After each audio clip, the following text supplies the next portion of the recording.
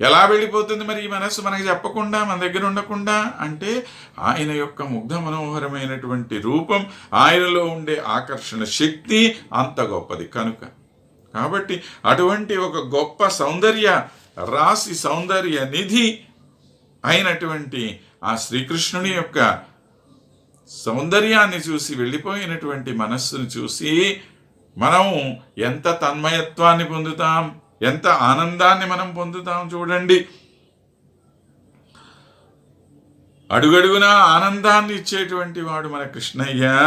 అధీర బింబాధర విభ్రమేణ హర్షాద్రవేణు స్వర సంపదాచ అనేన కేనాపి మనోహరేణ హహంత హహంత మనోధినీతి అంటున్నా. అధీర బింబాధర విభ్రమేణ అన్నారు. ఈ స్వామి యొక్క దొండపండు వంటి ఎర్రనైనటువంటి ఆ పెదవి ఉందే, మరీ ముఖ్యంగా ఆ కింది పెదవి. ఆ కింది పెదవి కొద్దిగా పెద్దదిగా ఉంటుంది, కొద్దిగా లావుగా ఉంటుంది. అది చాలా అందాన్ని ఇస్తుంది. అలాంటి లావు అయినటువంటి ఆ కింది పెదవి ఏదైతే ఉందో దానితోటి ఈయన పెదవి ఒకవైపు ఇట్లా ఉండదు. మనల్ని చూసి అది చెలించిందో తెలియదు, దాన్ని చూసి మనం చెలిస్తామో తెలియదు. కానీ అది మొత్తానికి స్థిరంగా ఉండక ఒక రకమైనటువంటి దానిలో కంపం ప్రారంభం అవుతుందిట. విభ్రమేణ హర్షాద్రవేణు స్వర సంపద చ. ఎందుకు దీని లోపల ఆ విధమైనటువంటి ఒక అధీరత్వం, ఒకమైన కంపం ఎందుకు కలుగుతున్నది అనంటే, ఆ పిల్లన గ్రోవిని ఇలా పైన పెట్టుకున్నప్పుడు ఇది కొద్దిగా చిన్న వంపు వస్తుంది దీని మీద. ఈ పెదవి మీద పెట్టాలి కదండి పిల్లన గ్రోవి. ఆ పిల్లన గ్రోవి ఇక్కడ పెట్టేసరికి దీనిలో ఒక చిన్న వంపు, ఆ వంపులోనే ఉంది ఆయన యొక్క అందం అంతా కూడాను. తర్వాత ఎప్పుడైతే వేణునాదం మొదలెట్టేశాడో ఈ నాదానికి ఈయన కూడా పరవశమైపోవటం వలన ఆ వంపులో ఒక చిన్న కంపం. ఇవి రెండు ఎంత ఆనందాన్ని ఇస్తున్నాయో ఆయన ముఖానికి. అనేన కేనాపి మనోహరేణ, అలాంటి ఒక అద్భుతమైనటువంటి మనోహరుడైన వాడు, మన మనస్సుని దొంగలించేటువంటి వాడు, మానస చోరుడు ఆయన.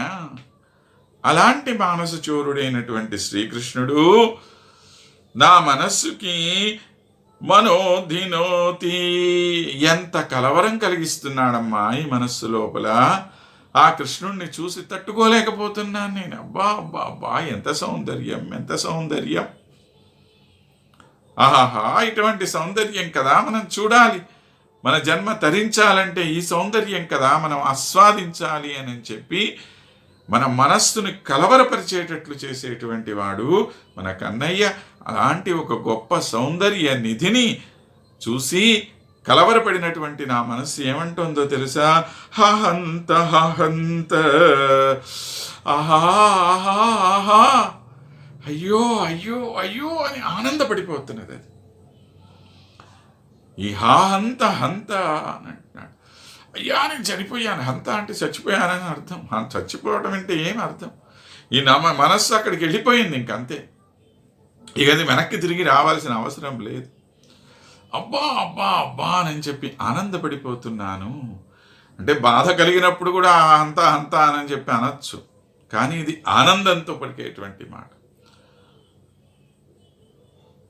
ఆ ఉల్లాసంతో, ఆ పల్లవించినటువంటి మనస్సుతోటి, ఆపుకోలేనటువంటి ఉత్సుకతోటి ఉన్నటువంటి మనం శ్రీకృష్ణుని యొక్క ఆ దివ్యమైనటువంటి ముఖార విందాన్ని చూసి, ఆ స్వామి దొండపండు వంటి పెదాల్ని చూసి, మనోహరమైనటువంటి వేణునాదాన్ని విని మనస్సు పారేసుకున్నటువంటి వారమైన మనందరం కూడాను ఆహా ఆహా స్వామి యొక్క అందమే అందమయ్యా అని చెప్పి ఆయన్ని పొగుడుతూ ఉన్నాము అని చెప్పి ఆ ఆనందంలో ముగ్ధులైనటువంటి మన యొక్క మానసిక దశని తెలియచేస్తూ ముందుకు తీసుకుని వెళ్తున్నారు లీలాసుకులు.